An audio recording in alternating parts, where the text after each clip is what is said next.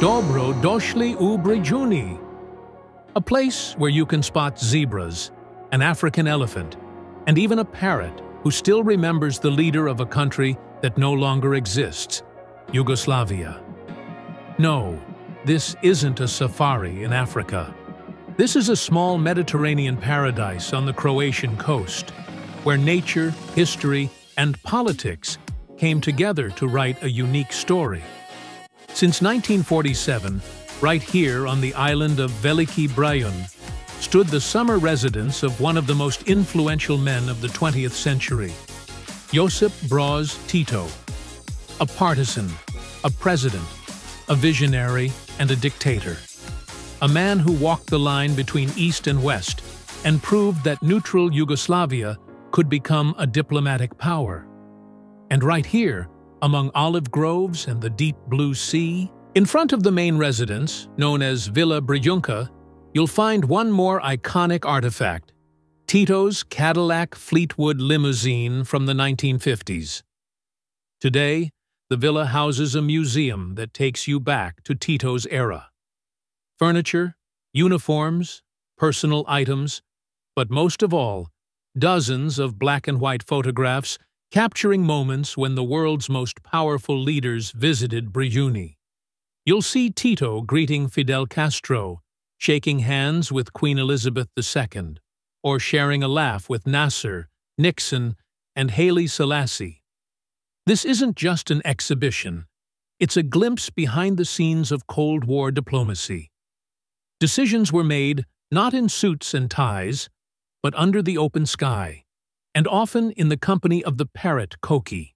On Veliki Brijun, you'll also find a spiritual treasure, the Church of St. German, built in 1481 on the foundations of an earlier Romanesque structure. Inside, it houses a Roman mosaic taken from an ancient villa in Varage Bay, and on the facade, you'll spot a colorful mosaic of Christ from 1910. This Gothic church was once adorned with beautiful frescoes, sadly destroyed in a fire at the end of the 19th century. And did you know who attended its rededication? None other than Archduke Franz Ferdinand, just 3 years before his assassination in Sarajevo. After the spiritual calm of the Church of St. German, it's time for the most comfortable way to explore the island, aboard the eco-friendly tourist train. It's the only way to join the official guided tour of Brijuni, complete with a narrator, stops, and stories at the island's most fascinating spots. This season, tickets cost €50 for adults, €20 for children aged 7 to 18, and kids under 7 ride for free. If you'd rather explore at your own pace, you can rent a bicycle or a small electric golf cart and follow the same route. It's not only a stylish option, it's also practical, especially since Brijuni is home to one of the oldest golf courses in Europe. But for now, we're riding the little train. It slowly rolls past olive groves, and soon the first animals appear: peacocks, zebras, and of course, the island's beloved resident, the elephant Sony.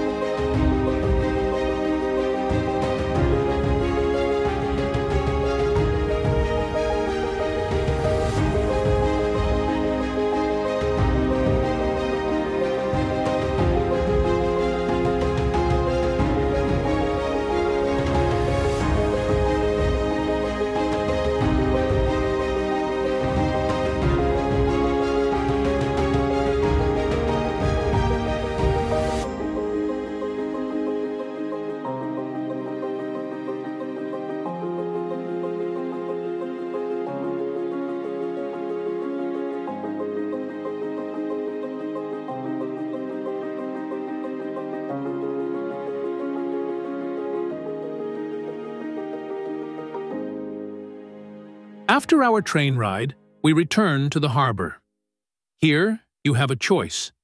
Either take the boat back to the mainland and the town of Fajana, or, like us, stay a little longer and keep exploring. We rented bicycles and spent the entire day on Brijuni.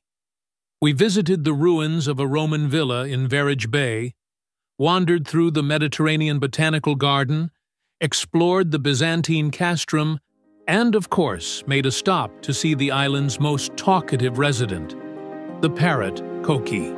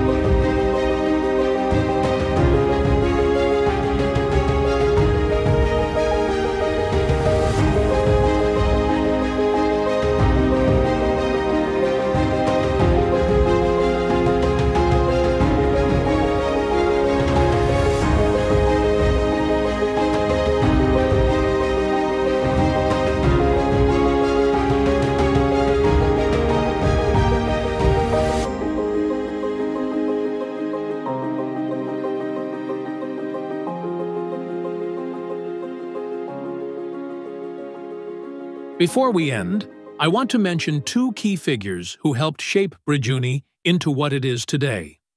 Robert Koch, the German physician and Nobel Prize laureate, played a crucial role in eliminating malaria from the islands. By draining swamps and implementing sanitary reforms, he laid the foundation for transforming Brijuni into a healthy and luxurious retreat. And Antonín Kříž, a Czech botanist, gave Brijuni its distinct face. Over more than 30 years, he planted trees, designed landscapes, and turned the islands into a unique garden-like environment. Planning a visit? I highly recommend booking your tickets in advance, ideally for the first boat in the morning, when Brijuni is still peaceful, crowd-free, and bathed in the most beautiful light.